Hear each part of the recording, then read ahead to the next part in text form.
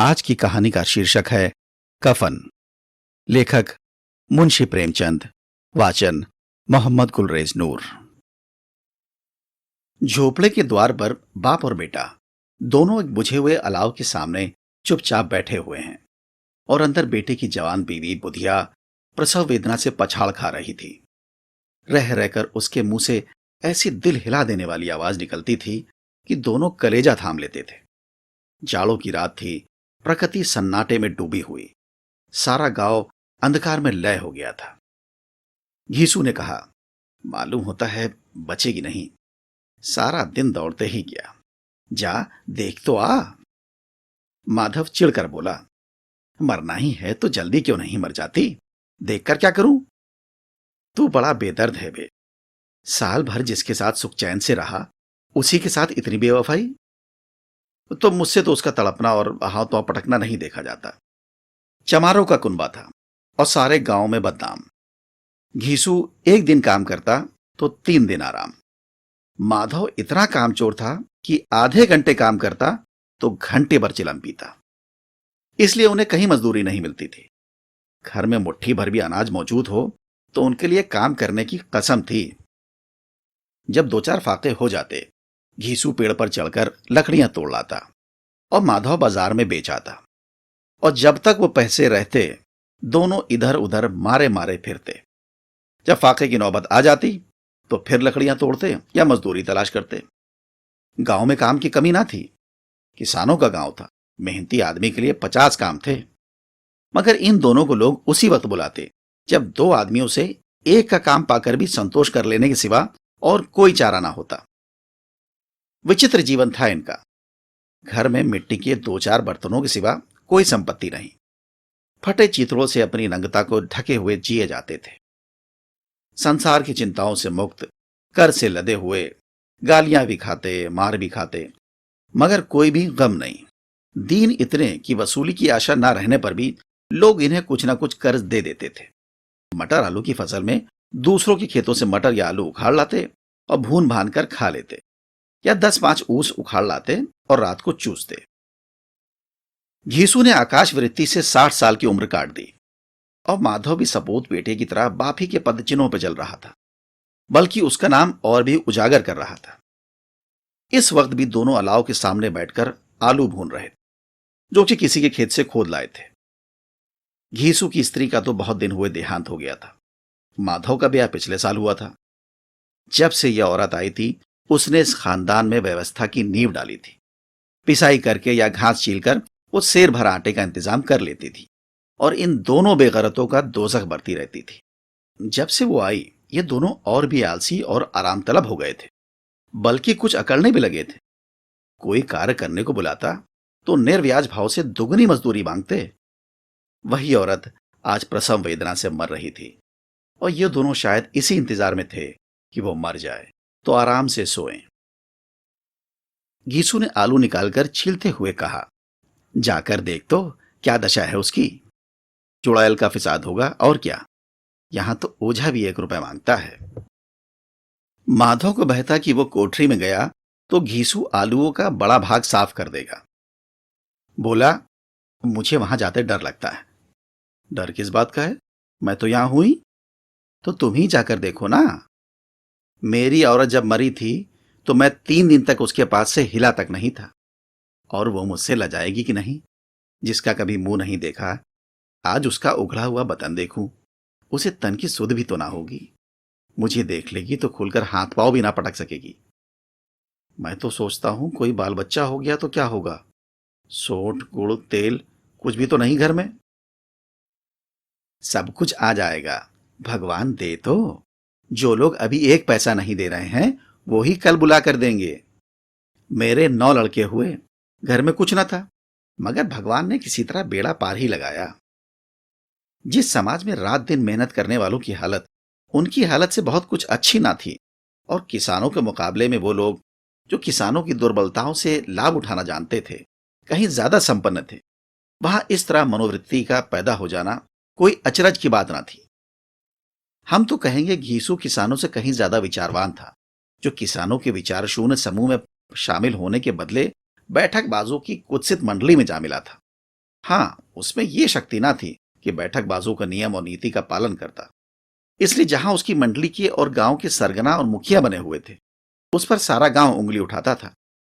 फिर भी उसे यह तकसीन तो थी कि अगर वो फटेहाल है तो कम से कम उसे किसानों किसी जी तोड़ मेहनत तो नहीं करनी पड़ती। उसकी सरलता और निर्भयता से दूसरे लोग बेजा फायदा तो नहीं उठाते। दोनों आलू निकाल निकाल कर जलते जलते खाने लगे। कल से कुछ नहीं खाया। इतना सब्र ना था कि उन्हें ठंडा हो जाने दें। कई बार दोनों की जबानें जल गईं। छिल जाने पर आलू का बाहरी हिस्सा तो बहुत ज्यादा गर्म ना मालूम होता, लेकिन दांतों के तले पड़ते ही अंदर का हिस्सा जबान, हलक और तालू को जला देता था। और उस अंगारे को मुंह में रखने से ज्यादा खैरियत इसी में थी कि वो अंदर पहुंच जाए। वहां उसे ठंडा करने के लिए काफी सामान थे, इसलिए दोनों जल्द जल्द निकल जाते। हालांकि इस कोशिश में उनकी आंखों से आंसू निकल आते। गीसू को उस वक्त ठाकुर की बारात याद आ गई, जिसमें 20 साल पहले वो गया था। उस दावत में उसे जो तृप्ति मिली थी, वो उसके जीवन में एक याद रखने लायक बात थी। और आज भी उसकी याद ताजा थी। बोला, वो भोज नहीं भूलता। तब से उस तरह का खाना और भरपेट नहीं मिला। लड़की वालों ने सबको भरपेट पूड़ियां खिलाई थी। सबको, छोटे बड़े सबने पूड़ियां खाई। और असली घी की चटनी, रायता, 3 तरह के सूखे साग, एक रसेदार तरकारी, दही, मिठाई। अब क्या बताऊं कि इस भोज में क्या स्वाद मिला। कोई रोक टोक नहीं थी। जो चीज मांगो, जितना चाहो खाओ। लोगों ने ऐसा खाया, किसी से पानी ना पिया गया। मगर परोसने वाले हैं कि पत्तल में गरम गरम गोल गोल सुवासित कचौड़ियां डाल देते हैं। मना करते हैं कि नहीं चाहिए। पत्तल पर हाथ रोके हुए हैं, मगर वो हैं कि दिए जाते हैं। और जब मुंह धो लिया, पान इलायची भी मिली, मगर मुझे पान लेने की कहाँ सूझ थी। खड़ा ना हुआ जाता था। चटपट जाकर अपने कंबल पर लेट गया। ऐसा दिल दरियाव था वो ठाकुर। माधव ने इन पदार्थों का मन ही मन मजा लेते हुए कहा, अब हमें कोई ऐसा भोज नहीं खिलाता। अब कोई क्या खिलाएगा, वो जमाना दूसरा था। अब तो सबको किफायत सूझती है। शादी ब्याह में खर्च मत करो, क्रियाकर्म में मत खर्च करो। गरीबों का माल बटोर बटोर कर कहाँ रखोगे। बटोरने में कमी नहीं है, हाँ खर्च में किफायत सूझती है। तुमने 20 एक पूरियां खाई होंगी। 20 से ज्यादा खाई थी। मैं 50 खा जाता। 50 से कम मैंने भी ना खाई होंगी। अच्छा पट्टा था। तो मेरा आधा भी नहीं है। आलू खाकर दोनों ने पानी पिया और वहीं अलाव के सामने अपनी धोतियां ओढ़कर पांव पेट में डाले सो रहे, जैसे दो बड़े बड़े अजगर गेंडोलियां मारे पड़े हों। और बुधिया अभी तक कराह रही थी। सवेरे माधव ने कोठरी में जाकर देखा तो उसकी स्त्री ठंडी हो गई थी। उसके मुंह पर मक्खियां भिनक रही थीं। पथराई हुई आंखें ऊपर टंगी हुई थीं। सारी देह धूल से लथपथ हो रही थी। उसके पेट में बच्चा मर गया था। माधव भागा हुआ घीसू के पास आया। फिर दोनों जोर जोर से हाय हाय करने लगे और छाती पीटने लगे। पड़ोस वालों ने यह रोना धोना सुना तो दौड़े हुए आए और पुरानी मर्यादा के अनुसार इन अभागों को समझाने लगे। मगर ज्यादा रोने पीटने का अवसर ना था। कफन और लकड़ी की फिक्र करनी थी। पर घर में तो पैसा इस तरह गायब था जैसे चील के घोंसले में मांस। बाप बेटे रोते हुए गांव के जमींदार के पास गए। वो इन दोनों की सूरत से नफरत करते थे। कई बार इन्हें अपने हाथों से पीट चुके थे, चोरी करने के लिए, वादे पर काम पर ना आने के लिए। पूछा, क्या है बे घिसुआ, रोता क्यों है? अब तो तू कहीं दिखाई भी नहीं देता। मालूम होता है इस गांव में रहना नहीं चाहता। कीसू ने जमीन पर सिर रखकर आंखों में आंसू भरे हुए कहा, सरकार बड़ी विपत्ति में हूं। माधव की घरवाली रात को गुजर गई। रात भर तड़पती रही सरकार। हम दोनों उसके सिरहाने बैठे रहे। दवा दारू जो हो सका सब कुछ किया, मुदा वो हमें दगा दे गई। अब कोई एक रोटी देने वाला भी ना रहा मालिक। तबाह हो गए, घर उजड़ गया। आपका गुलाम हूं। अब आपके सिवा कौन उसकी मिट्टी उठेगी? आपके सिवा किसके द्वार पर जाऊं? जमींदार साहब दयालु थे, मगर घीसू पर दया करना काले कंबल पर रंग चढ़ाना था। जी में तो आया कह दे, चल दूर हो यहां से। यूं तो बुलाने से भी नहीं आता। आज जब गरज पड़ी तो आकर खुशामद कर रहा है। हरामखोर कहीं का। बदमाश। लेकिन यह क्रोध या दंड का अवसर ना था। जिये में कुड़ते हुए 2 रुपए निकालकर फेंक दिए, मगर सांत्वना का एक शब्द भी मुंह से ना निकाला। उसकी तरफ ताका भी नहीं, जैसे सिर का बोझ उतारा हो। जब जमींदार साहब ने 2 रुपए दिए तो गांव के बनिए महाजनों को इनकार का साहस कैसे होता। घीसू जमींदार के नाम का ढिंडोरा भी पीटना खूब जानता था। किसी ने 2 आने दिए, किसी ने 4 आने। 1 घंटे में घीसू के पास 5 रुपए की अच्छी रकम जमा हो गई। कहीं से अनाज मिल गया, कहीं से लकड़ी, और दोपहर को घीसू और माधव बाजार से कफन लाने चले। इधर लोग बांस काटने लगे। गांव की नरम दिल स्त्रियां आ आकर लाश को देखती थीं और उसकी बेकसी पर 2 बूंद आंसू गिराकर चली जाती थी। कैसा बुरा रिवाज है कि जीते जी तन ढाकने को चीथड़ा भी ना मिले, उसे मरने पर कफन चाहिए। कफन लाश के साथ जल ही तो जाता है, और क्या रखा रहता है। यही 5 रुपए पहले मिलते, कुछ दवा दारू कर लेते। दोनों एक दूसरे के मन की बात टाल रहे थे। बाजार में इधर उधर घूमते रहे। कभी इस बजाज की दुकान पर गए, कभी उसकी दुकान पर। तरह तरह के कपड़े, रेशमी और सूती देखे, मगर कुछ जचा नहीं। यहां तक कि शाम हो गई। तब दोनों ना जाने किस दैवी प्रेरणा से एक मधुशाला के सामने जा पहुंचे और जैसे किसी पूर्व निश्चित योजन से अंदर चले गए। वहां जरा देर तक दोनों असमंजस में खड़े रहे। फिर घीसू ने गद्दी के सामने जाकर कहा, साहू जी, एक बोतल हमें भी देना।